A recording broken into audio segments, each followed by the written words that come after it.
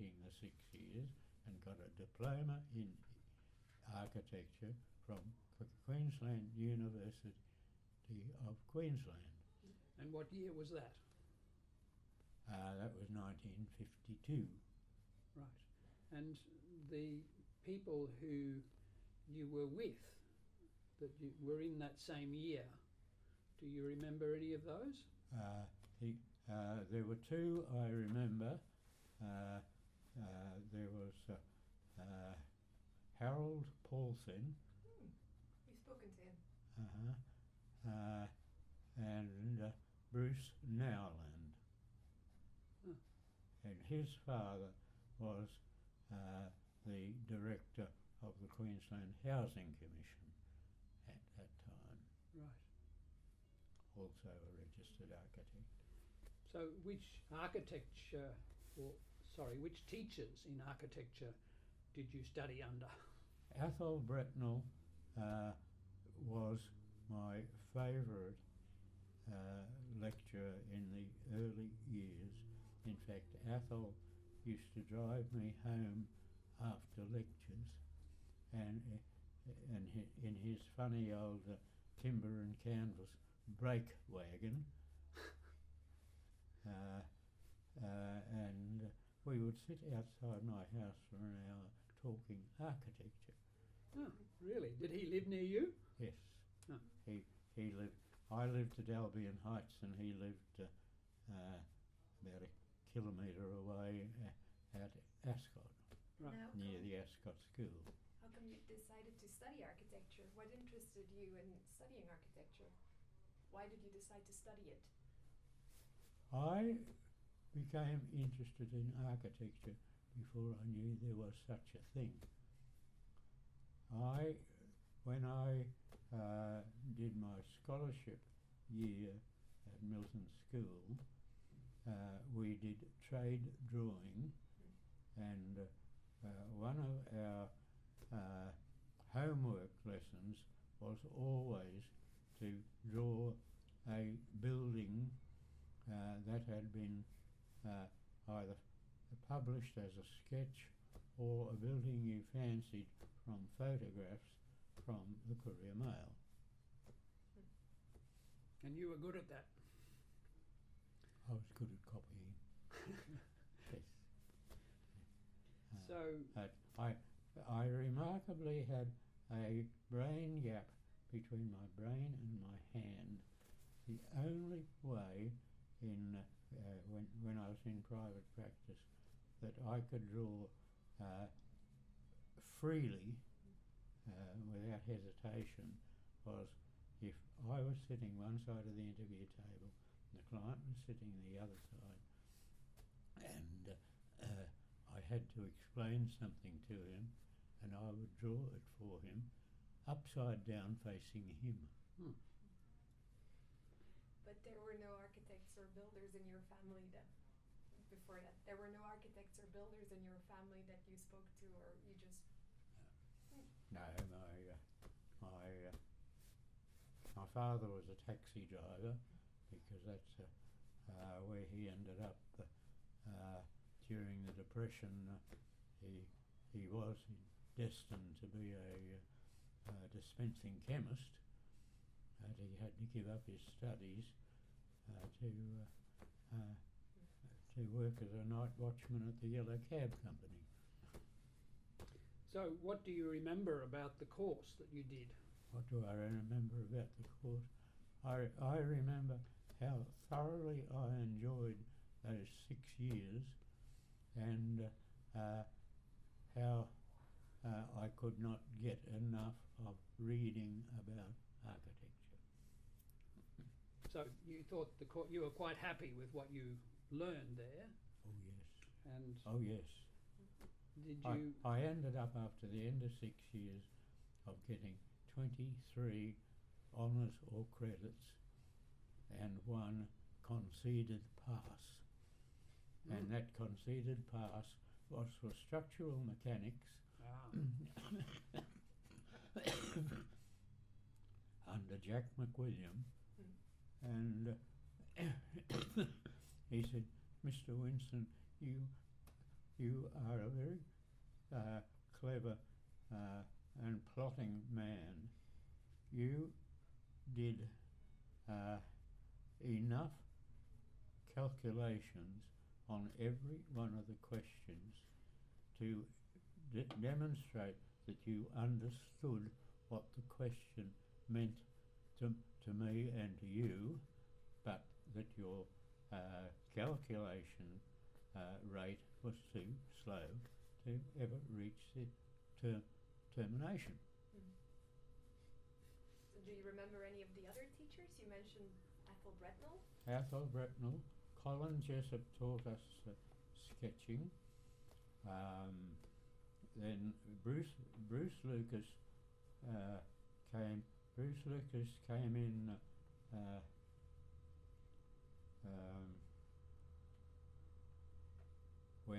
when we changed over from at third year from it being called Central Technical College to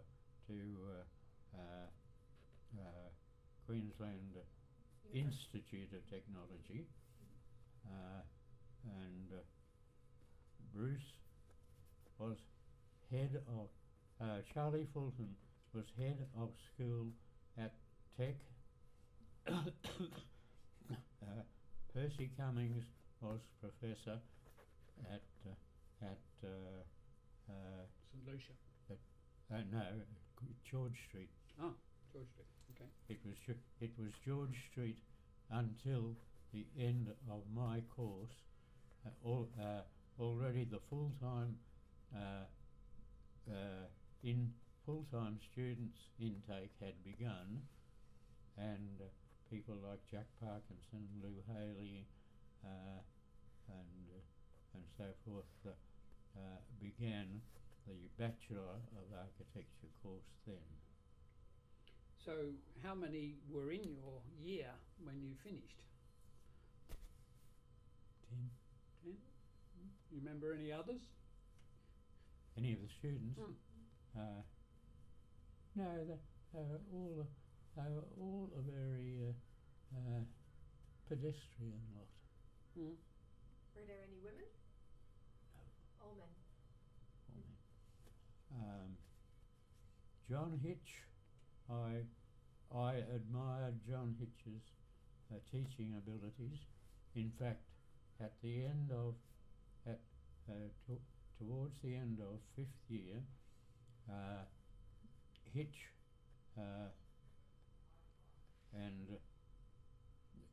was working at the Department of Works.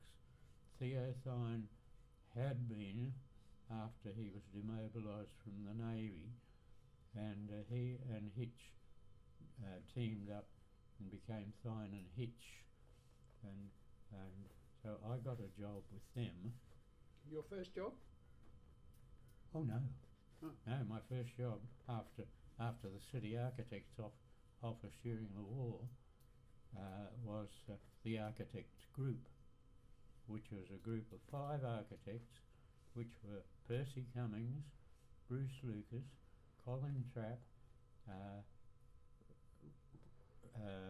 Ronald Voller, and Heinz Jacobson, who had studied at the Bauhaus School before the pogrom and was driven out by the Nazis. And he migrated first to Western Australia and then to Queensland. So that group practiced from where? From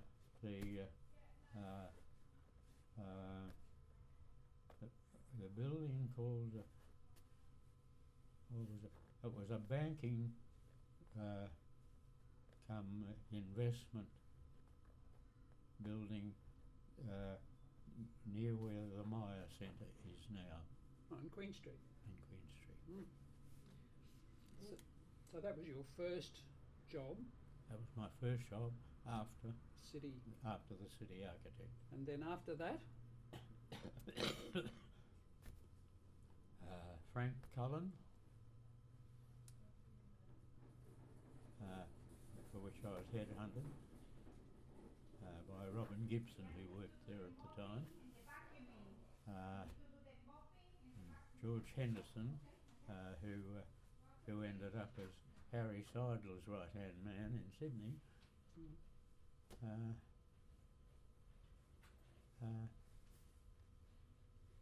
Then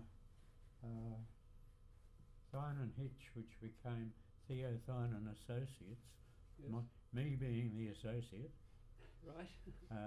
And then when I became overburdened, I brought Robin in, who was still a student. He had still 2 years to go.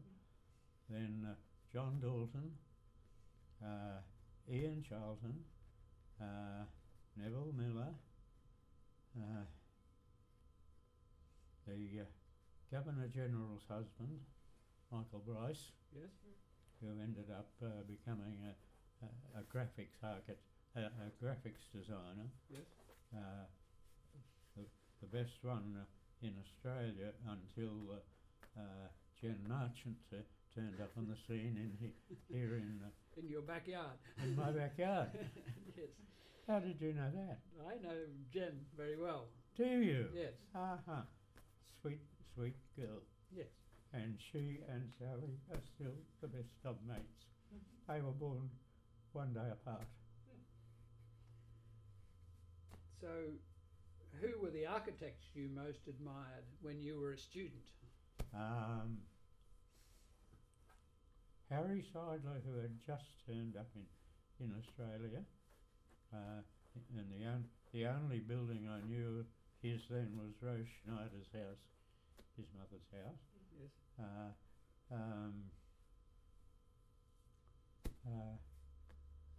Meldrum and George did one or two, and Robin,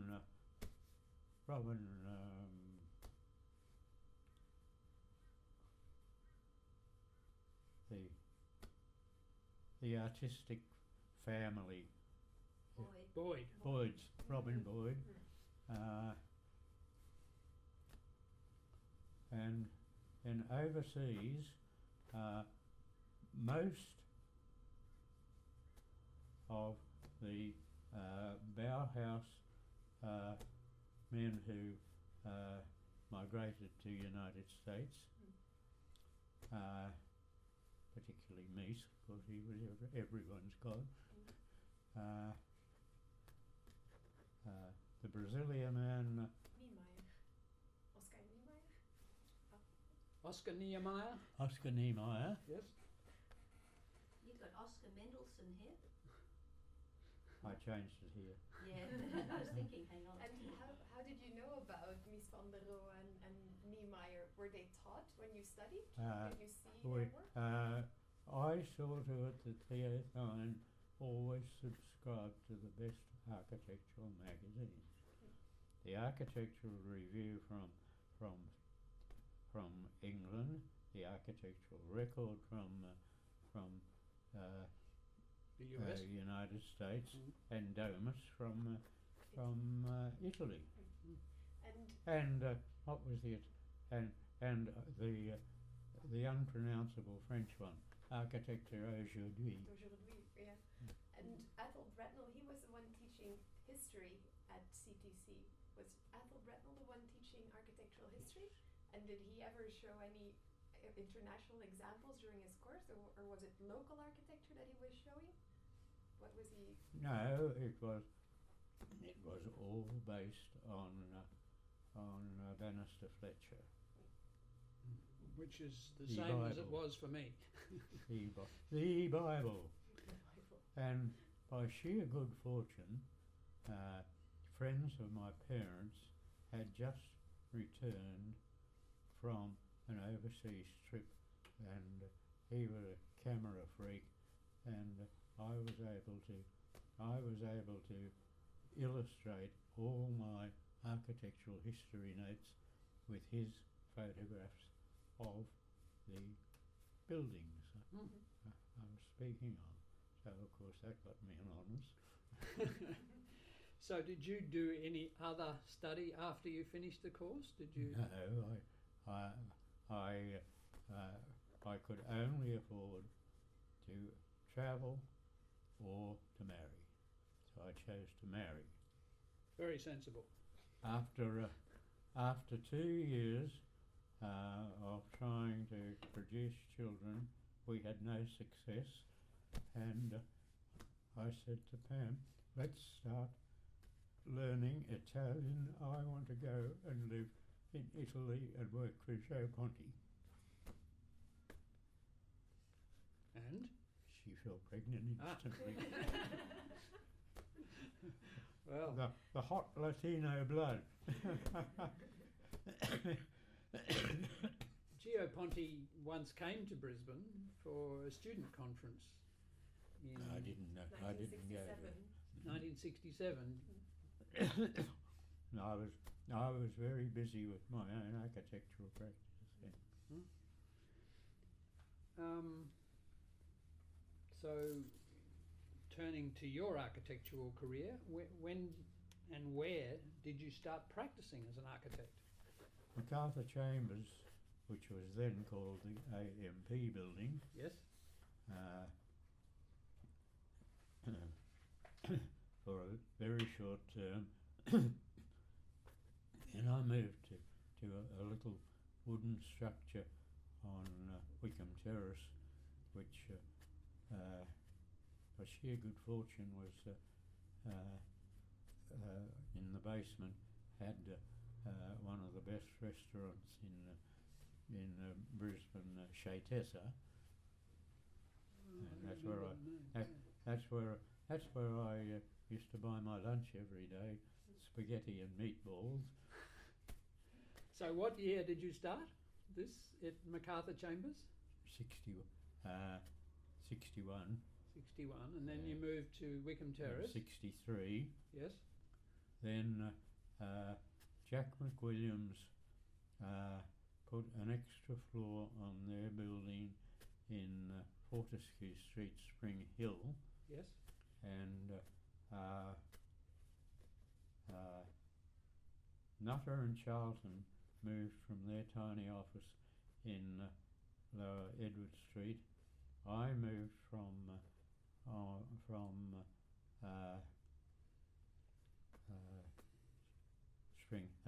Wickham Terrace, and we occupied all of the top floor of McWilliams building. And I had the most magnificent view that you can hope for from any office building. When I was very, very busy in summertime, I would rise before the sun. I would drive the 10 minutes into my office, open my office door as the sun came up over Moreton Island. That was 4:15. So you were an early riser. I have always been an early riser. I still am now. Drives the people here mad. I'm even worse since I had my 3 strokes. So how long did you work in that office? I worked in that office until 1975, when the bottom fell out of the building industry, and I ran into Don Winsen of Conrad and Gargett in my lunch hour and told him my woes. He went back to Peter Gargett, and Peter Gargett said, don't lose him, grab him right now. Good. And I went from there. They allowed me 6 months working from their office to wind up my own practice, and then I got to work seriously for them. So when you were in that practice, were you on your own in Yes. McWilliams? Yes. I was what I called a restoration architect. which was a fairly rare animal, I would have thought, in those days. It was the nickname of Sir Giles Gilbert Scott, I think it was, in England. Not because he did restoration, but it was the restoration period when he began his practice. Did you ever travel to England? No, I couldn't. And did you Once- ever once. leave Australia? Hmm? Did you ever leave Australia? Yes. Where did you go? In 1988, my firm sent me on a study tour because I had two huge resort designs on my plate. This was while I was working at restoring Parliament House. One at Magnetic Island and one at the Beak near Early Beach. Mm. So I went to California, Texas,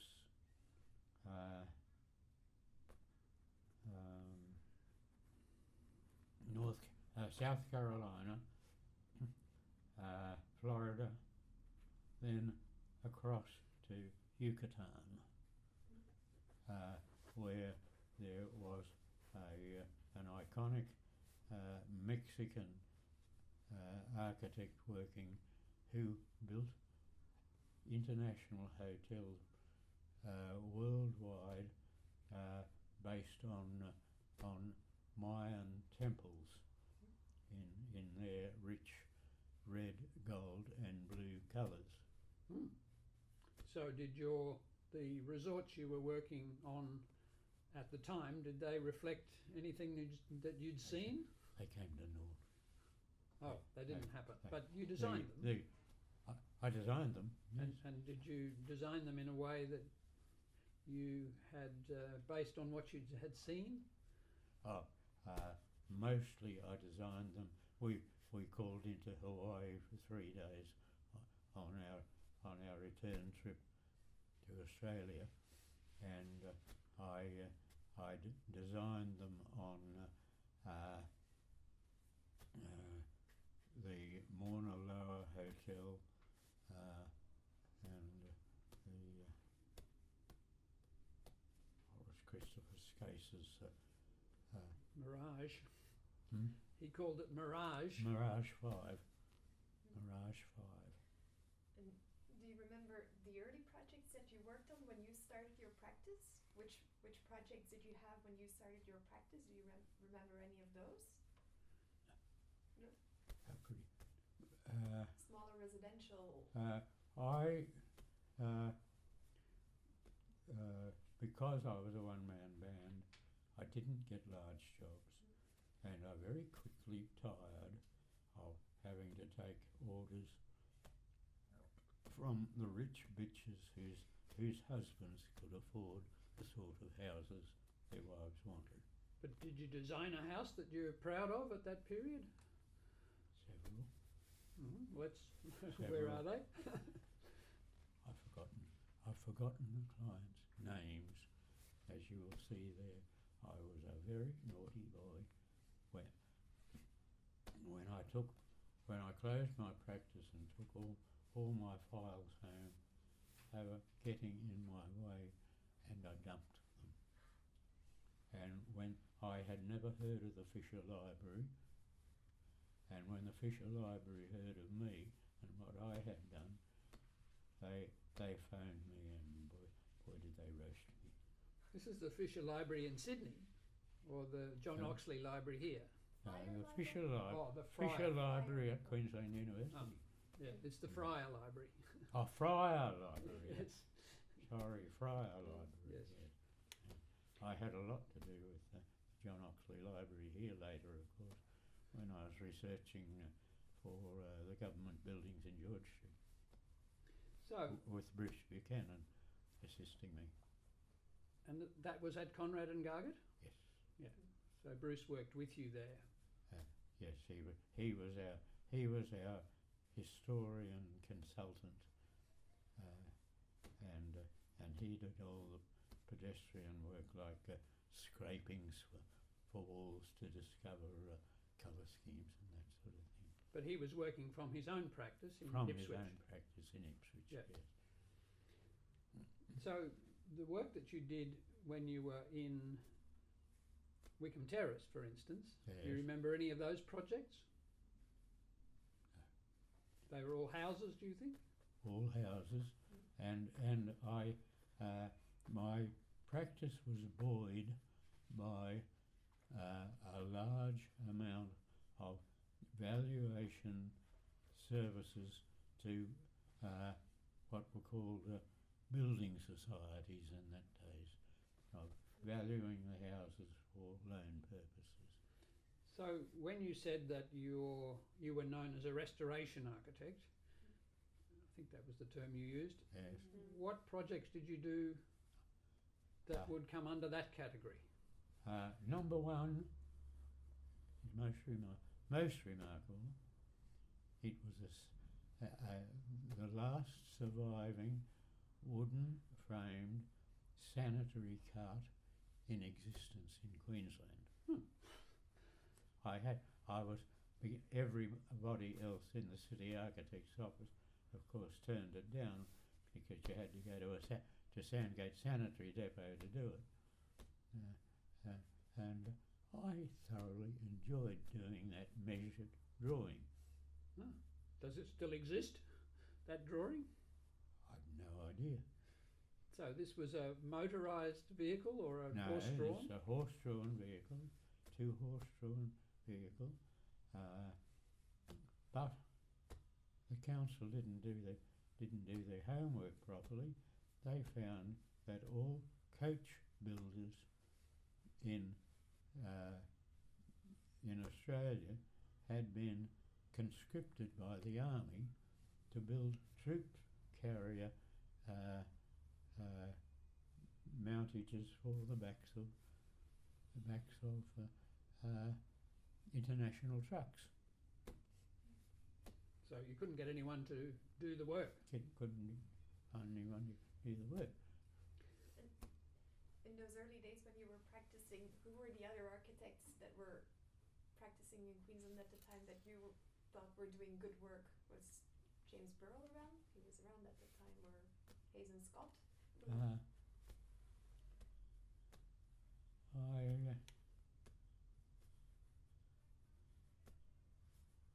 I didn't really start enjoying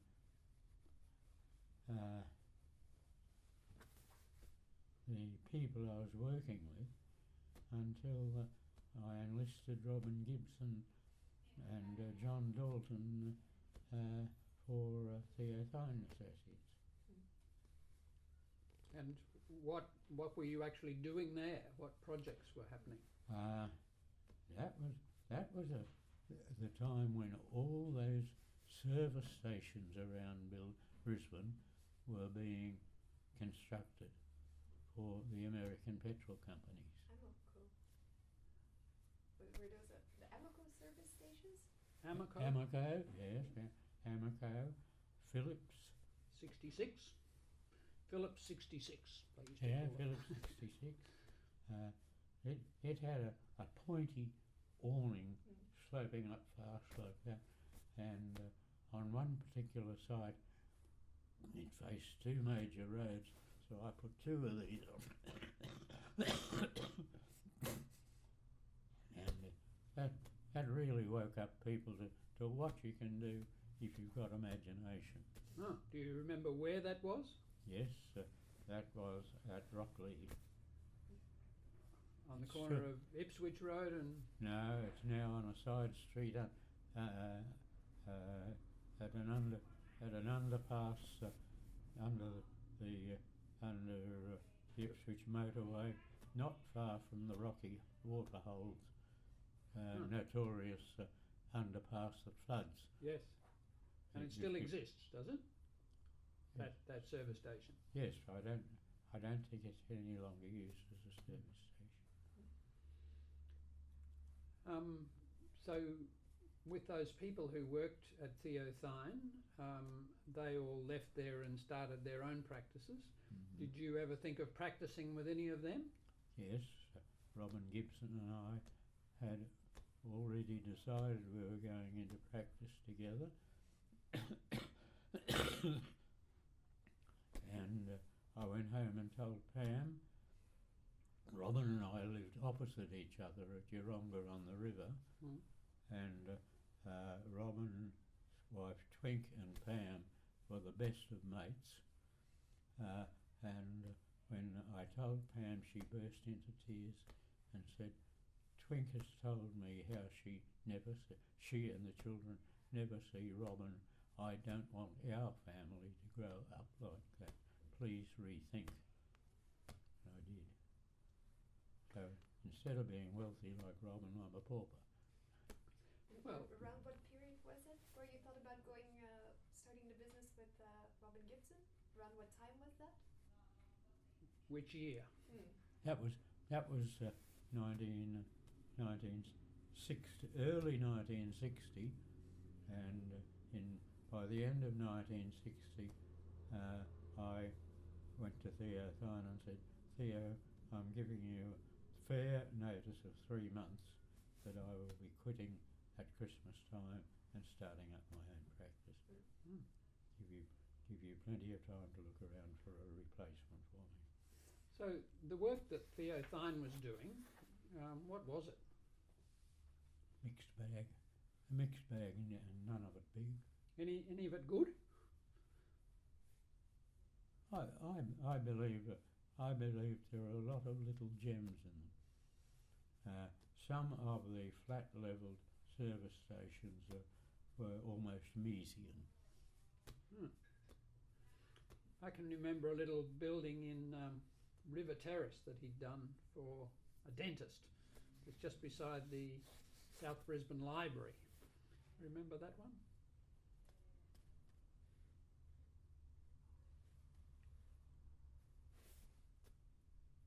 No. Okay. The only buildings I can remember in South Brisbane were Butterworth's fishing rod factory, Yes. which was rather Sterling and Gowan, Yes. and two buildings for the Queensland Fish Board. One was their huge snap freezing plant for exporting the prawns to the United States, and the other one was the staff facilities buildings. Now, they again were Sterling and Gowan type buildings. I lost all three of those to Expo 88. Oh, so they were all on And I that. used to say, it's not many architects who see their buildings torn down before they drop dead. Yeah, well, they didn't envisage Expo 88 coming in. There was a very nice drive-in bank there too that someone had done, a circular bank on Yeah, I remember South that Bank. circular bank. Trying to think who that was. I think that might have been Eddie Codd. I think it might have been Eddie Codd. So, what do you think was the best project that you did?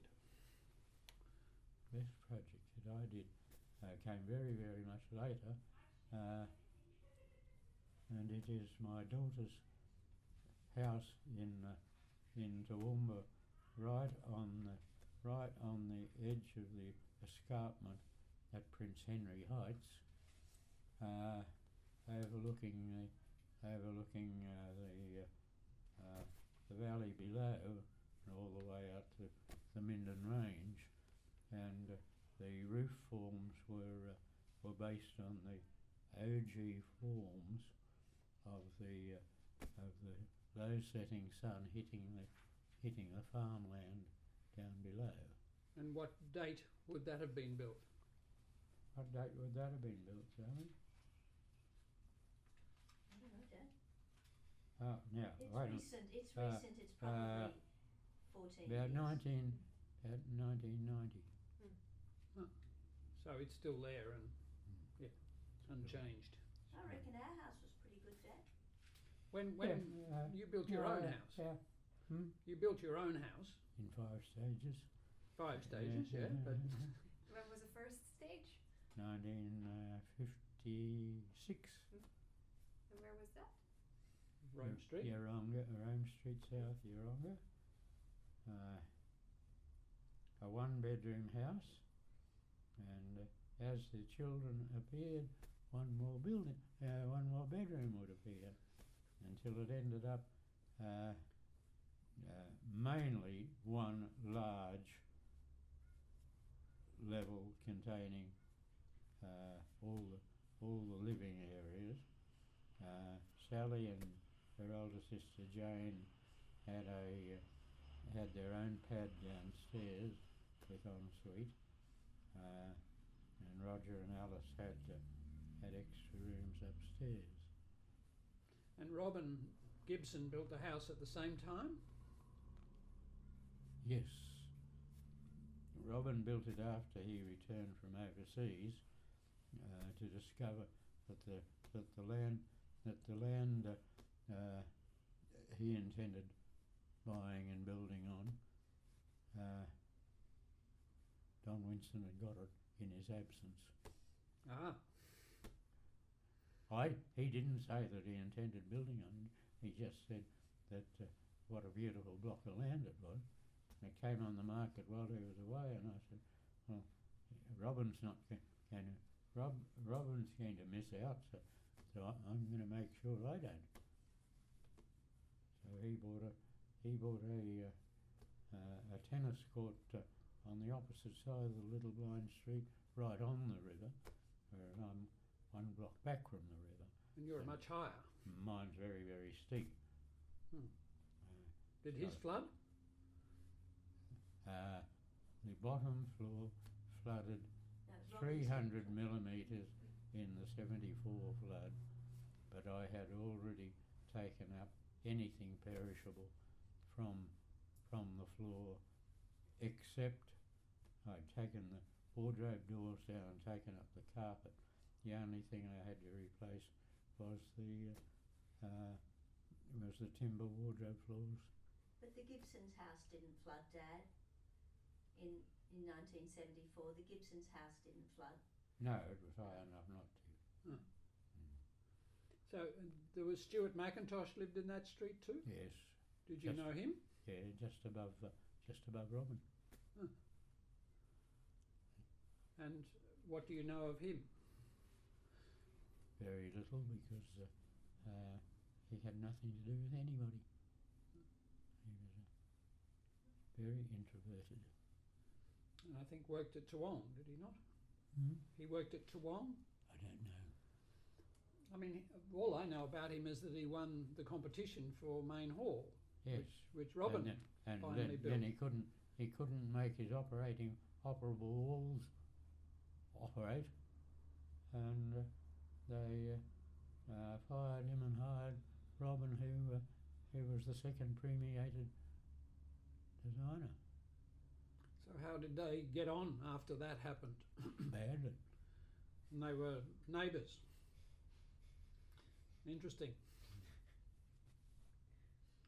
Well, do you remember when that competition would have been? I can't put a date on it, I'm sorry. Never mind. Your university records would have all Yes, they will have that. that. The Great Hall. The Great Hall. Did you work with any colleagues that you consider that are significant architects?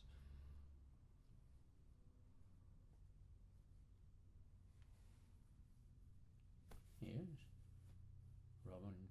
Robin Gibson, John Dalton, and Gabriel Poole. I had a lot to do with Gabriel Poole. after he set up his practice in initially Alexandra Headlands and then in Noosa, because he used my office in Brisbane as his depot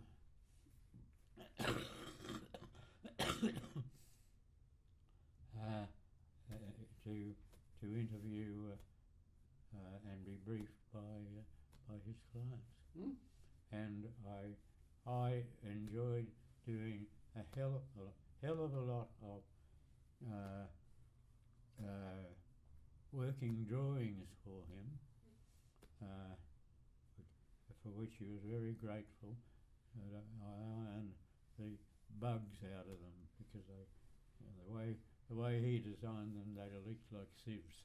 Do you remember which projects they were that you did the working drawings for? There was one at Tambourine Mountains, and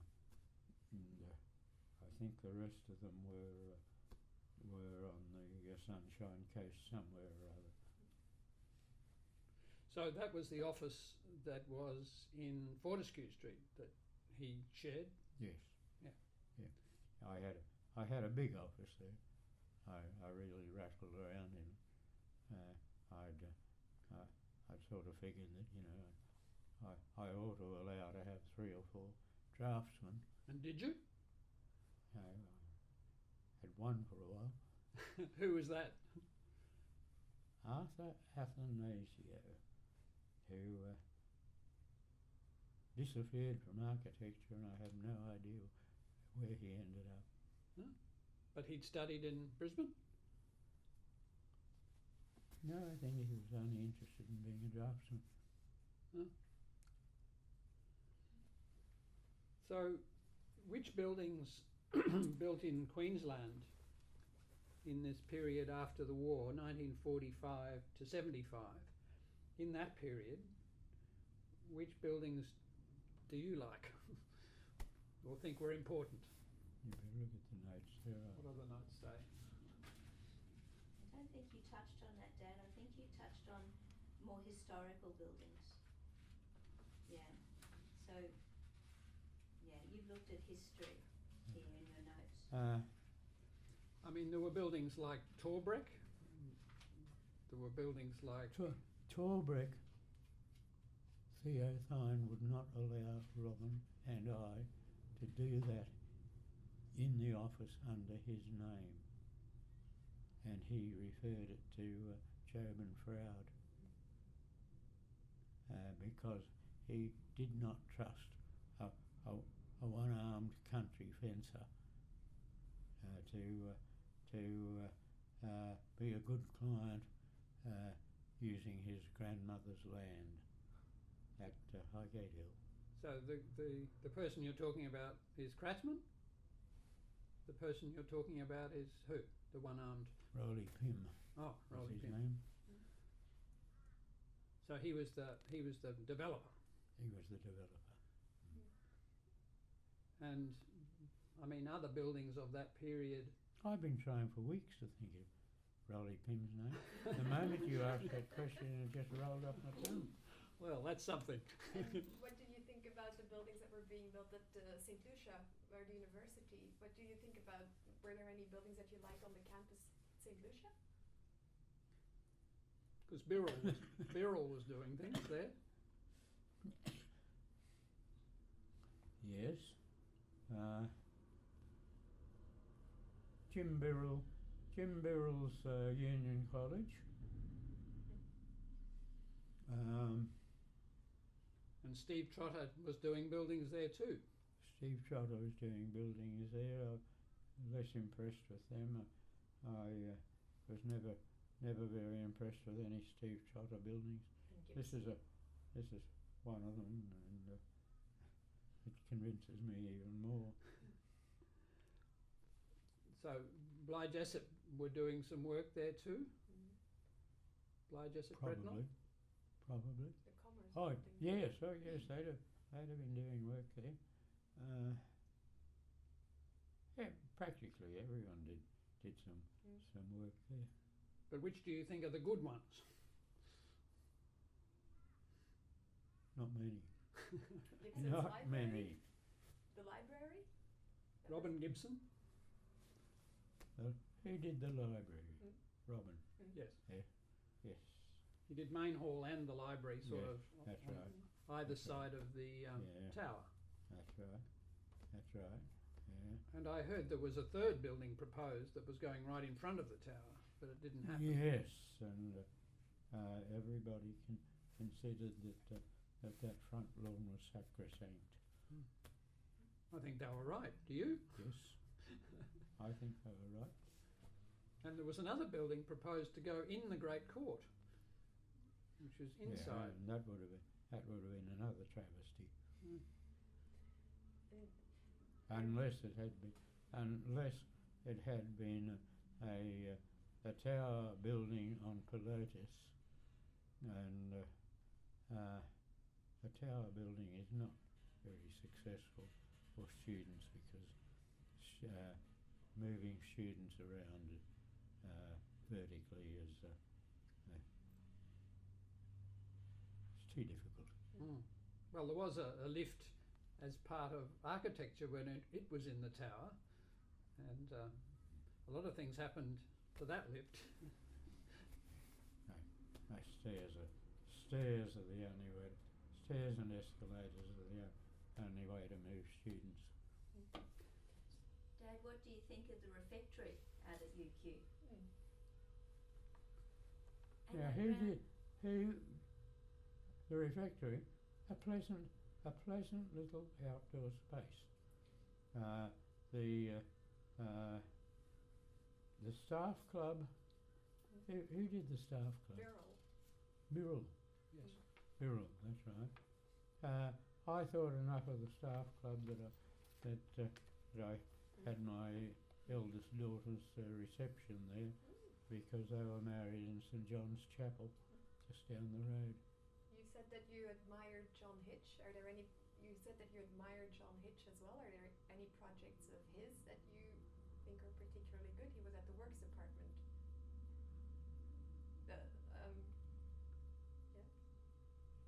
John Hitch. John Hitch. Did you remember any work by him that you liked? Yes, and they were mostly outback homesteads. Huh. I did a number of outback homesteads that I rather admired too.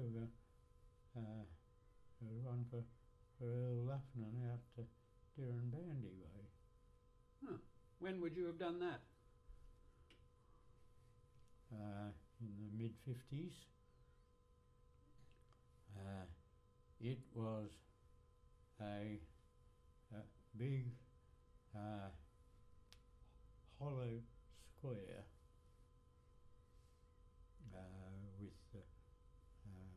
with the odd projections for membrane roofs to be attached here and there. And what sort of farm was there? I mean, was it a sheep property or a Yes. sheep? Yeah. Sheep, yeah. So And there was another one too, the Burnie board factory at Downbar, which again was a long rambling building with courtyards for shade for people to enjoy their lunches in, and two buildings in Sherwood Road at the Graceville end that I did at the Athines for what was then called a family name. It ended up as architectural engineering, who made steel and aluminium windows and prefabricated structures, which I designed. And when would that have been? That would have been in the late 50s, Right. early 50s, mid-50s. So, are there any architects, either Australian or foreign, from any period that have influenced you in how you do architecture?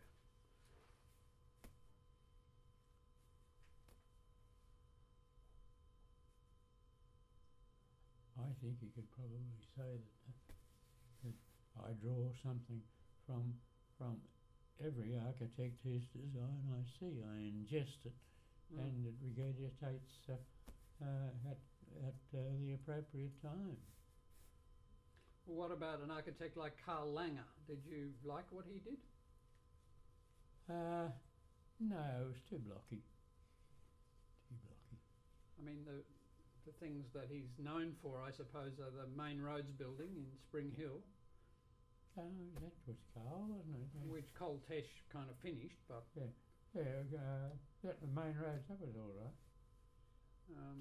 Do you know that at the time that was built, computers were so large that the computer for the Main Roads department occupied one entire floor. yes, I remember that time. Well, that building now is empty, and you think, well, what's the future of it? I mean, The bin.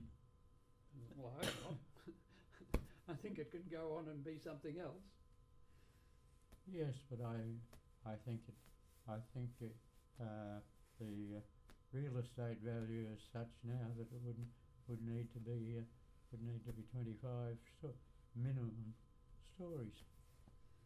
Well, perhaps not in that part of town, but anyway, we'll see. Forgotten what I was going to say now.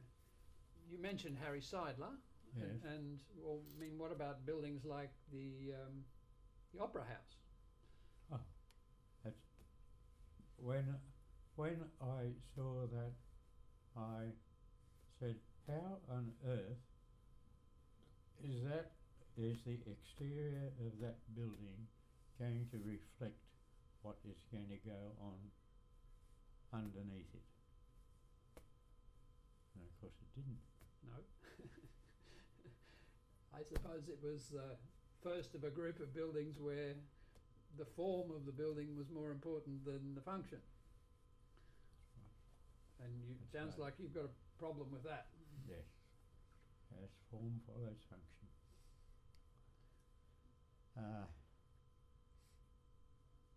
Yes, my entry was very, very different. Oh, you entered the competition. Yes. Karl Langer had something to do with the setting up of that competition and the choosing of the site, because he knew Goosens, who Well, he couldn't have chosen a better site. today, Not possibly have chosen a better site. if it had happened today, though, they would have said that what was on the site was probably too important to remove. And it was a tram depot, but it was old and it was there. And can you describe the design that you did? Do you remember your design?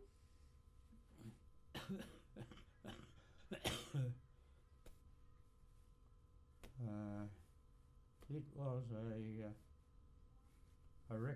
a rectangular building with a domed form roof where the beams supporting the roof slab came down to the ground, and it all stood in a shallow moat with the bridges across it. Probably inspired by one of the structures in Brasilia. Oh, Dad, what about your design for Parliament, Federal Parliament House? I remember that was a pretty Oh, big thing when we were growing up. Yes, our Parliament House design was a six-sided building representing the six states and territories. So, other competitions, did you go in for competitions a lot? Women's college at university, Yes. but that was a dummy competition. University of Queensland had already decided that Conrad and Gargett were going to get it anyhow, And they did. and they did. But John Dalton and I designed that together at Theothines. Ah. And what was your scheme like? My scheme was like a great long rambling dormitory school building. But nothing like Union College or any of the other colleges? No, it was. It had a cottagey feeling about it because all those girls came from out bush, and where their houses had pitched roofs. So what did you think of the winner then? Pedestrian. In fact, But a lot of that could have been sour grapes. but it did have pitched roofs. Yeah. And you said you designed it together with Dalton. Was that, and Dalton is known for these roof shapes that are, well, let light in. Was it the roof like that as well in your design? Like, Yes, that way being rooms either side of a corridor, that allowed you to have a roof light to let natural light into the corridor. Well, Robin Gibson, would he have gone in for that competition too? Women's College? Or was he too young then? No, but he wasn't. That must have been after Robin pulled up roots with Theothines early in '60 that competition happened. Otherwise, Robin would have made sure he was had a finger in it. Robin was like that. Robin went overseas though for some time too. Was while Robin was overseas. Ah. That's right. And do you think going overseas benefited him? Yes. And I mean, he came back and he won the competition for the South Bank Cultural Centre, which was quite prestigious. It was. What did you think of that? Wonderful. Mm. Wonderful. The art gallery has always been the bit I liked the most, Yes. and the Performing Arts Centre probably less. Yes, the Performing Arts Centre was a huge challenge, of course, because you had to have so many changes of levels in the lobby areas to be able to get access to the different layers of tiers of seats inside. But they work well. They work well. That's the consequence, I suppose, of having that shape of theatre, that you have to have all those levels. That's right. That's right. Yes, well,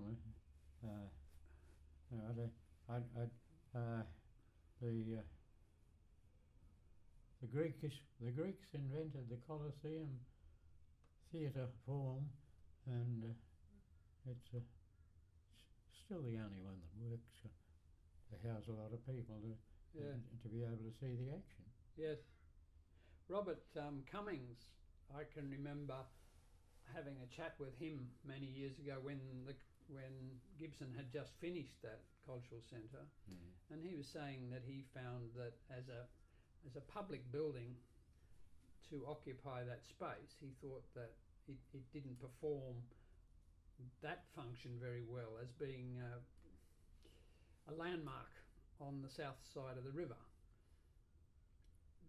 Do you have any views on that? Can't agree with that. I can't agree with that.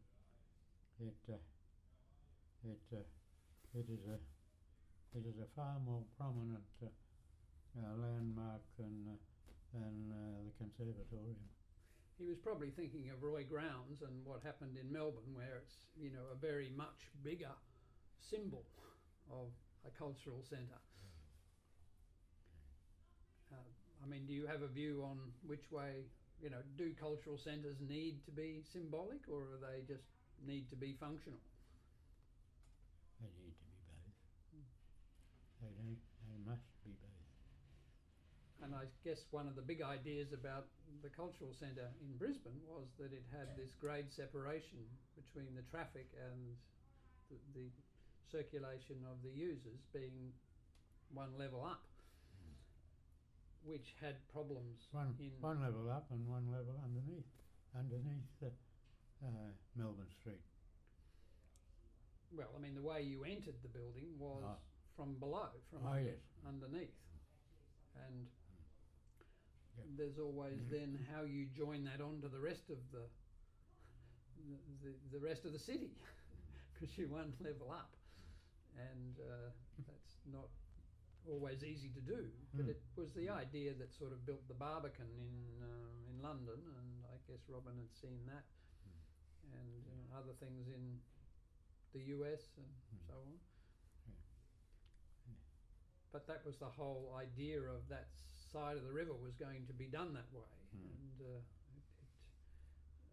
I guess. I think one of Robin's greatest influences from his England trip was probably Sir Hugh Casson. Yeah, well, that whole idea of building a cultural complex on the south bank of the river is quite like what happened in London anyway, with Festival Hall and the things that came after it. That's right. Yes, well, when you think of the wharves and the shipping companies that were along there before this was mooted,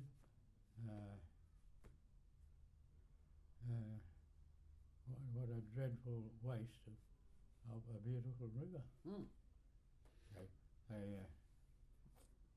They should have been moved downstream much sooner than they were.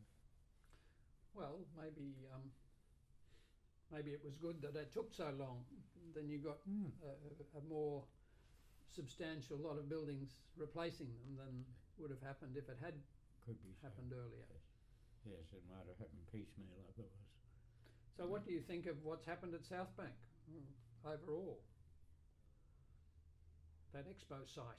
I mean, you lost some buildings, but did you think the buildings that went back had any virtues? Oh yes. Even the commercial buildings that are going up are of fair merit.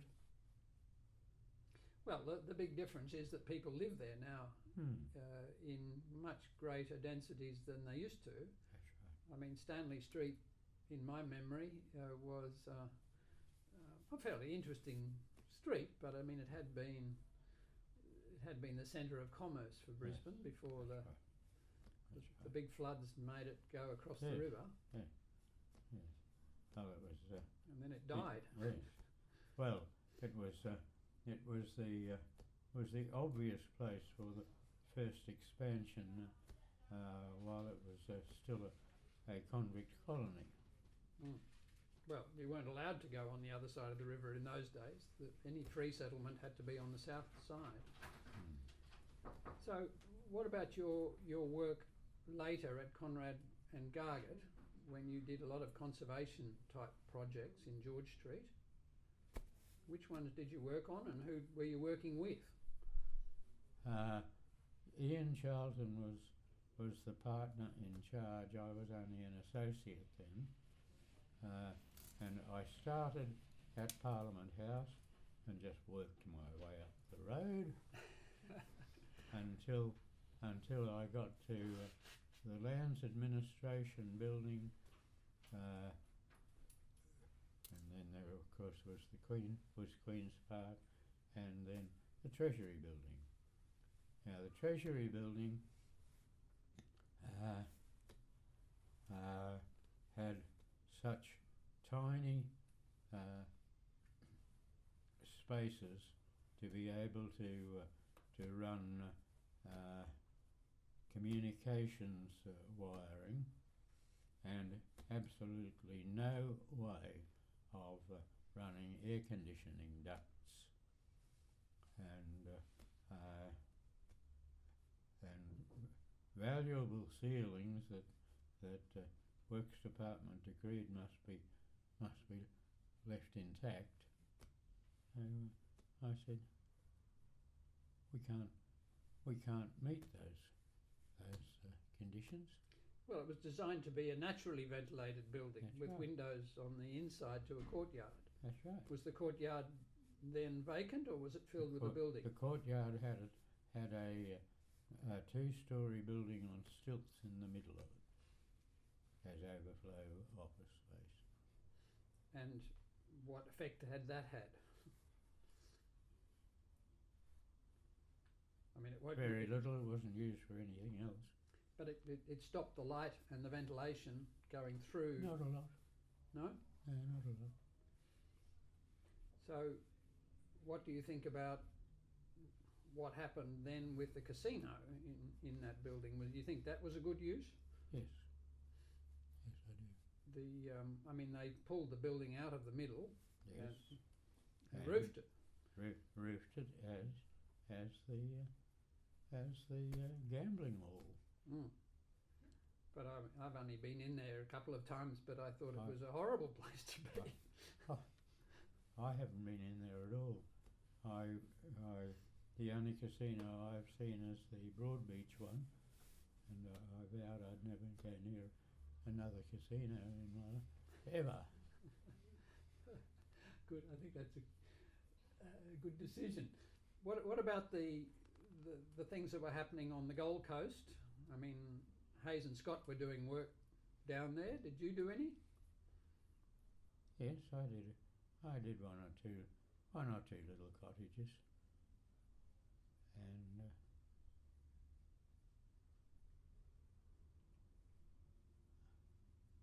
do you remember where they were? Broadbeach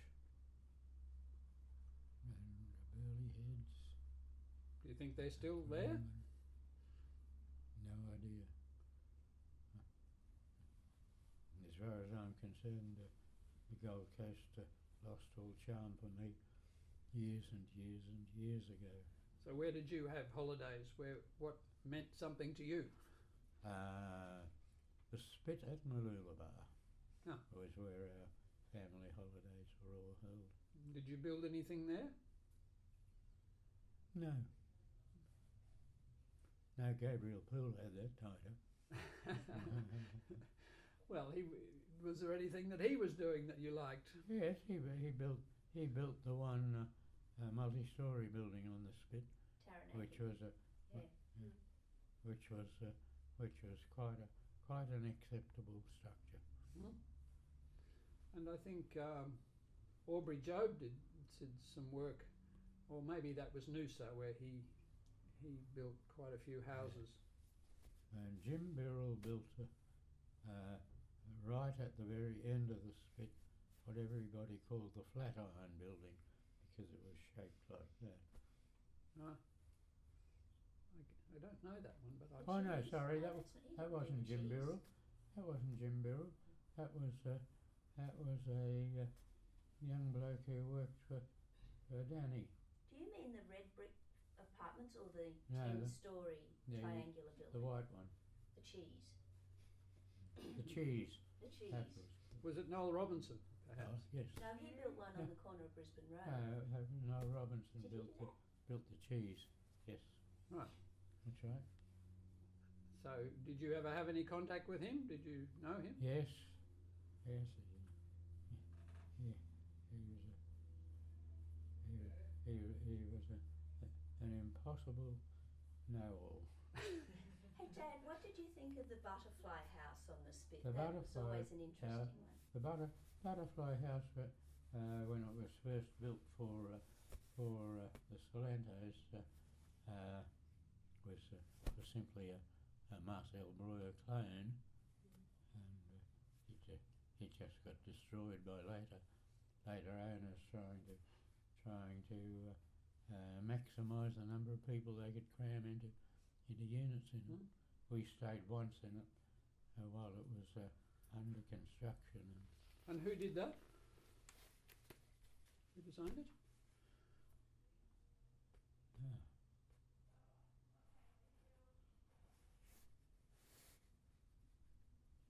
No? Okay. It won't come back. It won't come back. Someone can find out. Do you think that your practice and what you did has had any impact on Queensland and other architects? I believe it did, because of knowledge that I was able to pass on to them from my experiences. I would have been good in academe. I was very good at remembering things, the don'ts as well as the do's. And how to keep the water out? And how to keep What about concrete? Did you ever have to work in concrete?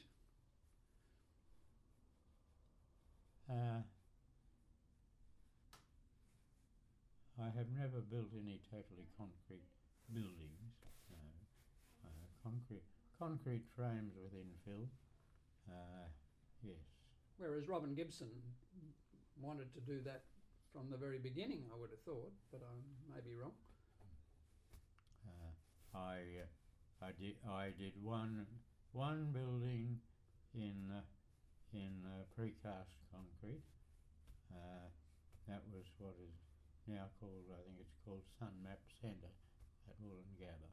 Oh, which is a government building. Yes, and that was at Works Department dictate. Oh, but you were I did not want to do it that way. I wanted to do it with simply a concrete structure which then carried lightweight external walls. And you were and working. sun shading. You were working with Conrad and Gargett at that Yes. time. Yes, that was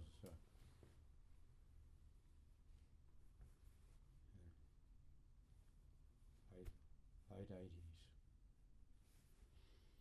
And the work that was done on the George Street buildings, Parliament House and the mansions, the Harris Terrace. I mean, what did you think about the Bellevue being removed from that group of buildings and the subsequent building of the Works Department?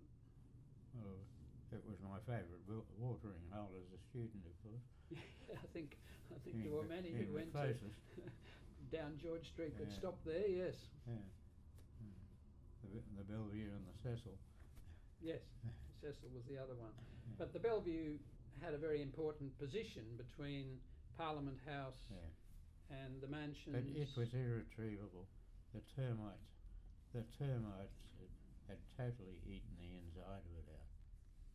And as I found when I moved into the mansions, It was the same. it was the same. Oh, but you sorted the mansions out. They survived. So was there no termite protection? I mean, these were masonry buildings, so. Well, the termites found their way by tunnels underneath the roads from the Botanic Gardens where they had plenty to feed anyhow, into the Queensland Club and the Bellevue and the mansions. Mm. And Termite heaven. Well, then there were the West Indian termites as well, which were the flying ones. they were confined to government buildings through using West Indian cedar and as pieces of that furniture got broken or no longer wanted for use, the works department workmen would get rid of them by putting them up in the ceiling of Parliament House. And they were termite snacks. Yeah. And of course they moved them on to other government buildings before they were aware that they were infested, and other buildings all over town suffered. Yes, a big problem. So, are there any buildings in Queensland that you particularly like from any period?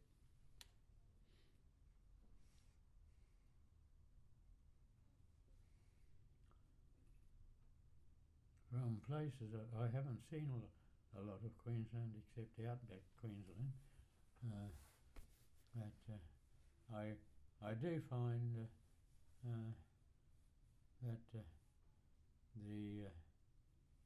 the outback homesteads with their drawn down roofs over open verandas, raised on stumps to keep them away from the white ant infestation, and also because it's easier to realign stumps in black soil,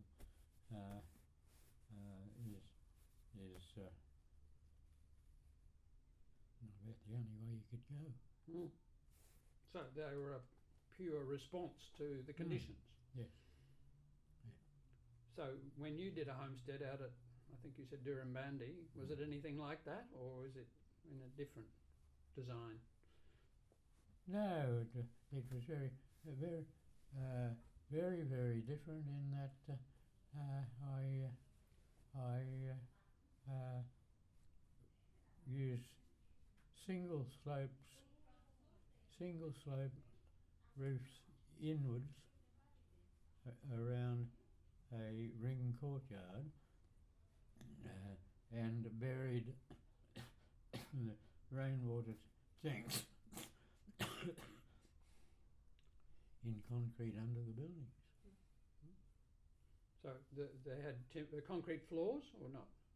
No, raised timber floors. Black soil? Yeah. And all you did in black soil was you put a stump jump jack chain to the post, jacked it up to its right position, and rammed the earth all around it until things were solid again. Even what's his name? See the two buildings side by side there. Those two. Merkett. Yeah. That orangey red one was his response to Northern Territory. Yes. Up on stumps, air to blow through, gauze, openings in the floor with flaps that could be opened to let the the cool air blow in from underneath and up into the house. Mm. Well, they're beautifully detailed too. And I Mm. mean, he's obviously someone who you respect. Mm. He is. Yeah, but I don't mention him there at all, I don't think. We have now. Well, we're just about covered the period. We should let you have a rest. You might think of something else before we go. I hope I've been the sort of contributor that you're looking for. Yes. Oh, absolutely. Mhm. Thank you. And